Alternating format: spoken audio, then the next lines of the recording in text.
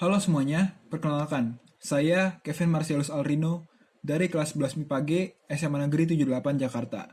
Di video ini, saya bersama anggota kelompok saya yang lain yaitu Nurul Fahri, Johan Ridwan, dan Rido Kurnia akan mempresentasikan mengenai laporan kegiatan usaha makanan internasional.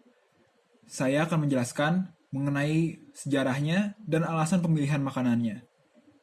Makanan internasional yang kami pilih adalah frittata dari Italia. Sejarah frittata, kata Italia frittata berasal dari kata Italia friggere, dan secara kasar berarti digoreng. Kata ini pada awalnya adalah istilah umum untuk memasak telur dalam wajan, dari telur mata sapi, telur dadar konvensional, hingga versi Italia dari telur dadar Spanyol, yaitu tortilla de patatas, yang dibuat dengan kentang goreng. Di luar Italia, frittata dipandang setara dengan omelet, hingga setidaknya pertengahan tahun 1950-an. Alasan kami memilih frittata karena nama frittata sangat identik dengan nuansa internasional.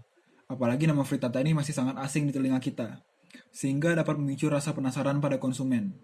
Hidangan dari Italia ini juga sangat bergizi, karena mengandung berbagai vitamin dan zat-zat lain yang dibutuhkan tubuh manusia. Selanjutnya, minumannya. Minuman internasional yang kami pilih adalah Mojito dari Kuba. Sejarah Mojito, atau yang dalam pelafalan Spanyol disebut mojito, adalah sebuah minuman beralkohol khas Kuba.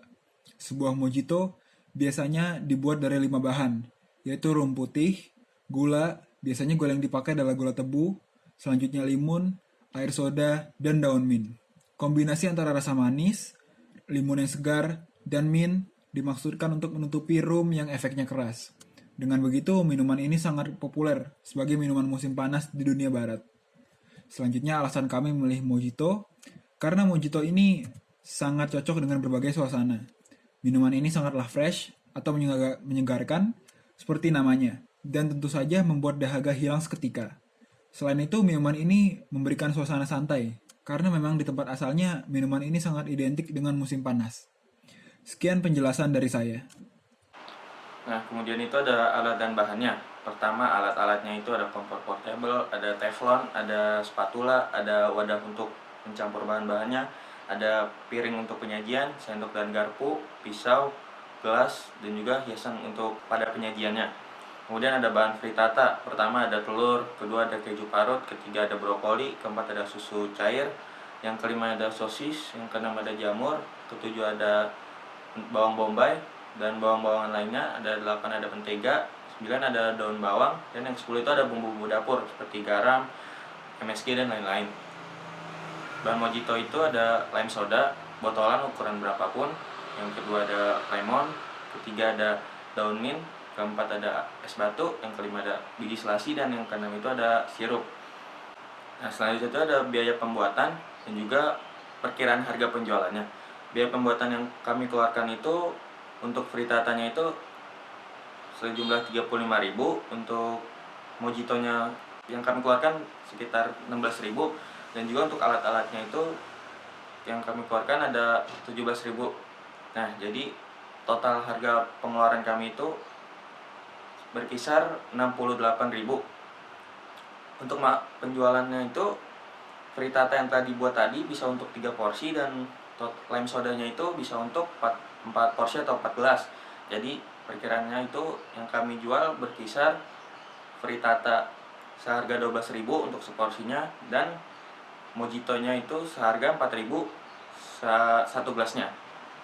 Baik, saya akan menyebutkan beberapa kendala yang kami alami ketika melakukan usaha kegiatan kuliner kami. Yang pertama ini cenderung ketika proses pembuatan frittata, yaitu kami belum memiliki takaran atau komposisi bahan dapur yang tepat atau yang pas untuk membuat satu porsi frittata. Nah, bumbu dapurnya ini seperti bawang bombay, daun seledri, daun bawang, kaldu ayam, garam, lada, dan lain-lain. Jadi solusi yang kami lakukan itu adalah kami membuat percobaan dengan cukup 2 percobaan saja. Di frittata yang pertama kami mencatat takaran bumbu dapurnya A, B, C, D, kemudian kami catat rasanya, dan di percobaan kedua juga kami lakukan takaran atau komposisi yang berbeda. Dan setelah 2 percobaan tersebut, kami akhirnya menemukan takaran atau komposisi bahan dapur yang pas untuk membuat 1 porsi frittata. Kendala yang kedua yaitu ketika proses penggorengan. Kendala yang kami alami itu yaitu takaran minyak atau mentega dalam menggoreng frittata ini. Kemudian besar kecil apinya. Seperti yang saya sebutkan tadi, kami melakukan 2 percobaan, dan di percobaan kedua kami sudah mendapatkan bagaimana proses penggorengan yang tepat untuk membuat satu porsi frittata. Dan yang ketiga, kendala dalam memilih packaging bagi pelanggan yang take away. Nah, karena frittata ini cocok dimakan ketika hangat dan juga memiliki kandungan minyak, maka solusinya kami memilih packaging yang memiliki bahan kertas duplex. Kenapa? Karena kertas duplex ini merupakan kerangka packaging yang kuat serta dapat menjaga kehangatan dan juga tahan air atau minyak. Dan kami menambahkan pelindung tambahan yaitu kertas nasi agar minyaknya tidak tembus keluar bagian bungkus. Dan selanjutnya saya akan memberitahukan kegiatan promosi apa atau strategi promosi apa yang kami pilih. Yang kami pilih itu ada 2, tapi kami satukan, yaitu periklanan dan juga sales promotion atau promosi penjualan. Yang di periklanan ini kami membuat poster digital untuk disebar di dunia maya atau media sosial. Kemudian sales promotionnya ini kami memberikan kupon atau potongan harga di jangka waktu pendek. Nah, kenapa kami memilih strategi ini?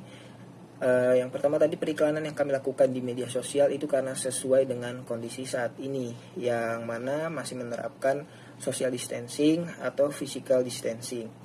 Kemudian dari sales promotion tadi, kami memilih strategi tersebut karena ketika kami memberikan kupon atau potongan harga dalam jangka waktu pendek, maka akan banyak calon pelanggan yang tertarik.